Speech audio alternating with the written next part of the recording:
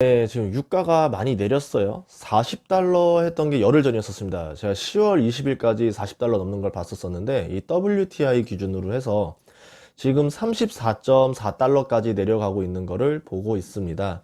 그래서 우리가 알아야 될 거는 그냥 이런 것들에 대해서 그냥 지나갈 게 아니라 유가가 그럼 내리는 이유가 무엇일까? 그걸 좀 같이 공부를 해보고, 그리고 그러면 내리게 되면은 어떤 일이 벌어질까? 또는 아니면 다시 오르게 되면 어떤 일이 벌어질까? 그럼 내 투자에서 어떻게 방향을 잡아가야 될까? 이런 것들을 그냥 데일리하게 조금 생각을 해보는 시간을 가졌으면 좋겠어요. 그래서 좀 내용이 쉽지만 그래도 막상 쉽지만은 않은 이야기를 해드리려고 합니다. 유가가 내리는 이유 한번 알아볼 건데요. 지금 여러 가지 원인이 있습니다. 유가가 내리는 이유 중에 하나가 지금 제일 먼저 꼽히는 게 바이든이죠. 신재생 에너지를 활성화시키겠다라고 사람들이 알고 있어요. 이제 바이든이 되고 나면은 신재생 에너지를 밀어줄 거다. 이렇게 생각을 하고 있는데, 그러면 당연히 유가가 하락하는 거 아니냐. 뭐 이렇게 해석을 할 수도 있습니다. 하지만 이게 신재생 에너지를 밀어주게 되면서 화석 연료가 사라지게 되고, 그러면 화석 연료가 설 자리가 없으니까 유가가 하락할 것이다. 이렇게 생각해 볼 수도 있지만, 화석 연료 가격이 올라가야지만 신재생 에너지에 경쟁력이 생깁니다. 예를 들어서 예전에 WTI 유가가 100달러 넘던 시절이 있었어요. 한 2008년부터 2011년까지 유가가 굉장히 높아서 그때 뭐 150불 가까이 갔던 적도 있었는데, 이때 오히려 신재생 에너지들이 활발하게 일어났었습니다.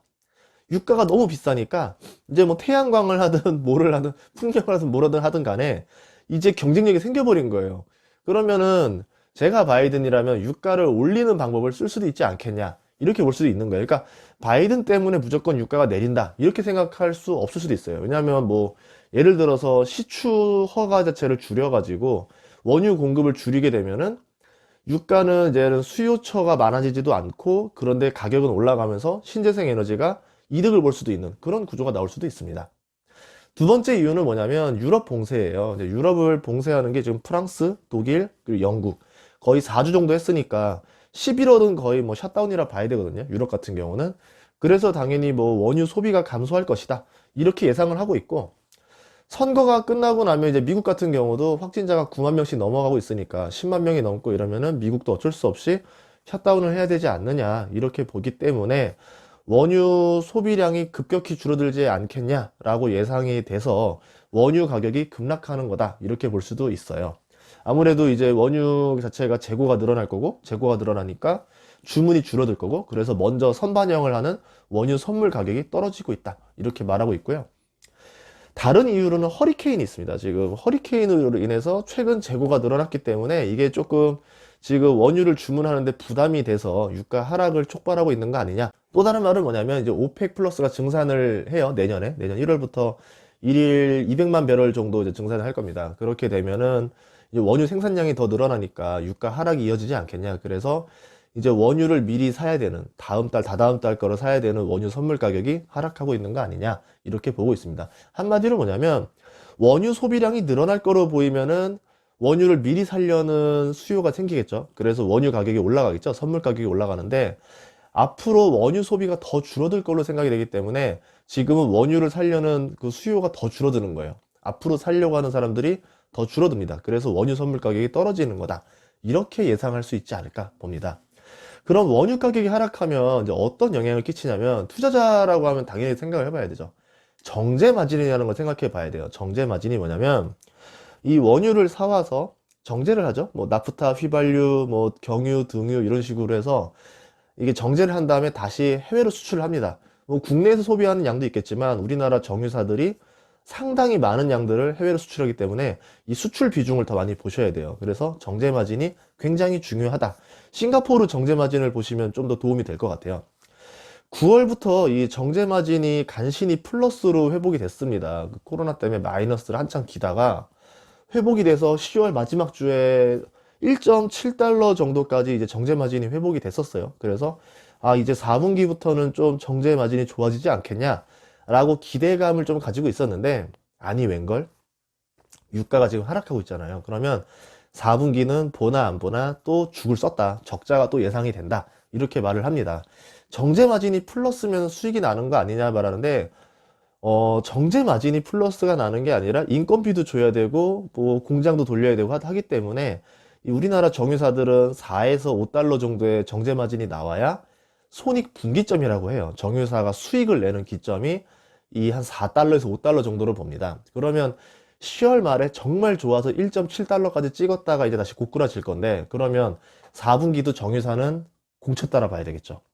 그러면 정유사 주가가 어떻게 되느냐? 세 군데를 말씀드릴게요. 제일 먼저 타격이 심한 데가 순수 정유사인 S오일이 있습니다. S오일 같은 경우는 1년 전에 주가가 10만 원이 넘었었죠. 10만 원이었다가 지금 최근 5만 5천 원인, 오늘 기준으로 5만 5천 원이죠. 그래서 유가가 반토막 가까이 났다라고 볼 수 있고 3분기 연속 적자가 났다라고 말할 수 있고요. SK이노베이션 같은 경우는 1년 전에 16만 원에서 지금 12만 원인데 피해 받은 사람들은 더 크게 피해 받았을 겁니다. 왜냐하면 SK이노베이션을 주식을 샀던 사람들은 보통 8월 초에 배터리 때문에 사신 분들이 많을 거예요. 이제 전기차 배터리 때문에 이거를 가지고 사서 보통 20만 원 가까이서 사신 분들 굉장히 많을 겁니다. 그랬다가 지금 거의 뭐 3달 만에 주가가 12만 원까지 내려갔으니까 거의 물리신 분들은 한 40% 손실률을 기록하시는 분들이 굉장히 많을 거다. 이렇게 생각이 됩니다. SK이노베이션 같은 경우는 4분기 연속 적자를 하고 있고 올해 2020년 4분기도 적자가 날 것 같으니까 5분기 연속 적자 행진을 이어질 거다. 이렇게 보고 있어요. 그래서 주가가 굉장히 다크하게 나와 있다 보시면 되고요. GS 칼텍스도 뭐 상황은 좋지 않은데 이 GS 칼텍스 주식을 바로 살 수는 없어요. GS라는 지주사를 사야지만 간접적으로 보유하게 됩니다. GS도 1년 전 주가가 5만 원에서 지금 3만 3천 원, 그러니까 30% 넘게 하락한 셈이 됐죠. 그래도 지주사여가지고 3분기, 4분기가 흑자예요. 그러니까 GS 같은 경우는 정유사가 피해를 받아도 회사 자체는 흑자가 나는 경우가 많아서 피해를 좀 덜 받는 편이기도 하고 배당도 아마 나올 겁니다.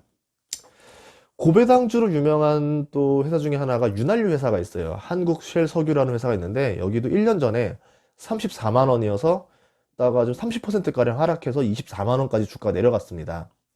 근데 이 회사는 배당주예요. 배당을 굉장히 세게 줬었단 말이에요.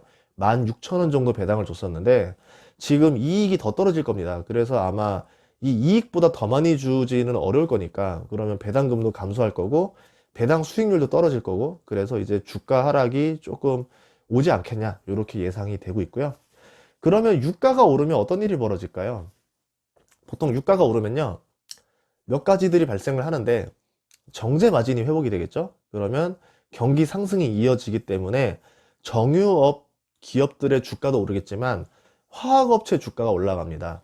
보통 이 화학업체들은 뭐냐면 석유화학이라 불리잖아요. 기본적인 이 석유화학 제품들을 정제해서 더 고부가 가치 제품으로 만들어요. 뭐 에틸렌이라던가 납사라던가 이런 걸 통해서 만들어내고 거기에 조금 더 고부가 가치 뭐 플라스틱도 만들어낼 수도 있고 더 그 기타 제품들을 만들어내는데 이것들을 팔면서 되니까 경기가 좋아져야 돼요. 그래서 중국이라는 나라가 대부분 많이 사주니까 중국의 경기가 상승해야 되고 중국의 경기가 상승하면은 당연히 이 제품 가격이 올라가고 원유 가격이 상승하는 뭐 같이 이루어집니다. 그래서 정유업체 주가랑 화학업체 주가가 같이 좋아진다. 근데 지금 같은 경우는 정제 마진은 떨어지고 있는데 화학업체들 마진이 좋아지고 있어요. 이 납 제품들이. 그래서 조금 디커플링한 현상이 벌어졌지만 결국은 길게 보면 결국 커플링이 되거든요. 그래서 유가가 오르게 되면은 정유업체나 화학업체 주가가 좋을 수 있다. 이렇게 볼 수 있고요.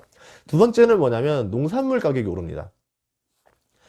이게 무슨 소리야라고 하겠지만 우리나라만 생각하시면 안 되고요. 전 세계적으로 농사를 짓는 거는 플랜테이션 농사를 많이 짓잖아요. 그러면은 이 석유 소비가 적지 않아요. 그래서 석유 가격이 오르게 되면은 농산물 가격도 같이 올라갑니다. 그래서 이 농산물 가격이 올라가게 되고 물가가 올라가게 되고 이 서로서로 연쇄작용을 일으켜요. 그래서 이 농산물 가격도 예의주시해야 되고요. 지금 굉장히 많이 올랐는데 또 오를 수 있다는 얘기인 거예요. 그리고 물가가 안 그래도 지금은 경제가 침체돼서 물가 상승이 압박이 덜했는데 이제 농산물 가격이 오르고 물가가 오르기 때문에 아마 더 많은 물가 압박이 진행되지 않을까 이렇게 예상이 되고 있고요. 또 유가가 오르면은 신재생 에너지 주식들이 좋아져요.